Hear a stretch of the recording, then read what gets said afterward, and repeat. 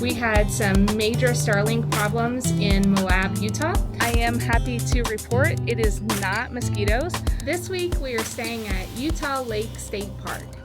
It is just south of Salt Lake City. This is our stop just after Moab, which has been quite convenient, and we are very lucky that we booked this site because we had some major Starlink problems in Moab, Utah.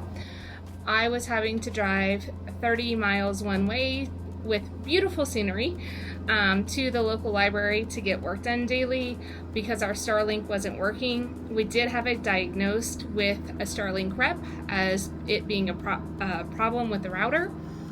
When we got here, we went to a Best Buy. We bought a whole new Starlink system and basically tested out piece by piece, component by component, to see what was wrong with our current system and make sure that the new system worked in case we needed to do a swap to get work done.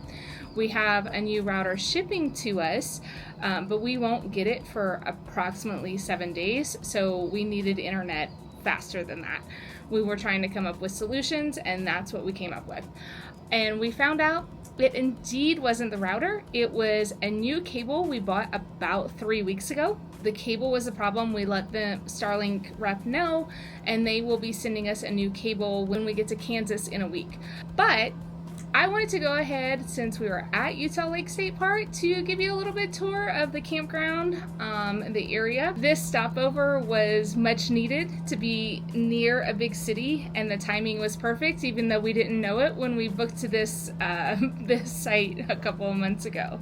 So behind me is part of the marsh area from Utah Lake State Park. It's funny, when you drive in, there is a big sign that says that they won't issue refunds based on the weather or the bugs or anything like that. So with the standing water out here, you do get quite a few bugs. And then over, so we're on the loop, and I can't remember what site number we're at. We're site number 26, so we face the swamp or the marsh or something like that. This is near Provo Airport, so it's a very small airport. They have a few planes that fly over daily. So we haven't encountered too many planes. They do fly a couple of flights daily, but it's not a lot. The biggest plane they have is 737, and it's just a couple of flights per day. I am happy to report it is not mosquitoes. I tend to get bit by mosquitoes. If anyone is around is gonna get bit, it's gonna be me. But we didn't have that problem. We did go to the store and get a couple of like little citronella candles to kind of keep the bugs at bay. And there are quite a few bugs, but none of them are biting bugs, or at least during our stay. I will show you the site. This is a pull-through site. There are a couple of back ends, and we experienced this a little bit at Boyd Lake. They're more of like a V or a U-shaped back end or pull-through. So sometimes they're a little tight to get in and out of. And then across it towards the center, there are some back ends. They do have bathroom facilities. Another note when we walked in when we checked in, is there is a warning sign that the showers only have cold water. There is no hot water in the facilities until further notice. I don't know what that means. I don't know if further notice is a couple of months or next year. So just keep that in mind. We do have electric 30 amp hookups, and we do have water hookups, and there is a dump station, and then the showers are kind of near the dump station. They do close the gate at 10 p.m. nightly. You can get out, but you cannot re-enter the park. So that's also something just to be aware of if you're planning on booking the park. We thought that this site has really good views. There's probably at the bottom of the loop, some of these sites there tend to be maybe situated a little bit better, so that faces like the mountains and there's nothing really back there. And then along the kind of top of the loop, the beginning of the loop, there's a trail just on the other side of the fence. We've seen people hiking through. It's not accessible from the campground, but it is a nearby trail system if you like. There are no trails that attach to the campground, so Nick and I have made a couple of rounds with the dogs. We've gone to the boat ramp and then walked around some of the picnic areas and explored that way, but there's not a ton of places to actually go and walk and do inside the park. We've made probably 1,000 loops around the campers. That is kind of the gist of this campground here. Overall, it's been a great stay. I like the proximity to town. We went to Bridal Veil Waterfall today, which was really nice. A really good hike.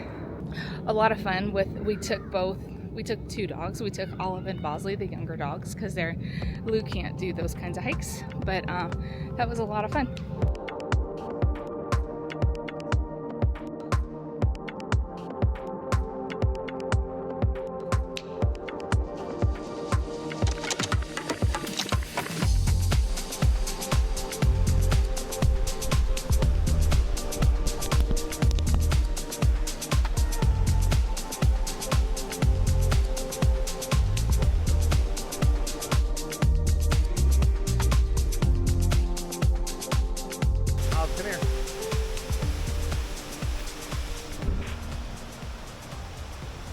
So it's a relatively short hike, but you can probably hear in the background the waterfall. So Emily did it. Led by Bosley. Bosley did it, and Olive did it. And now we're at Bridal Veil Falls.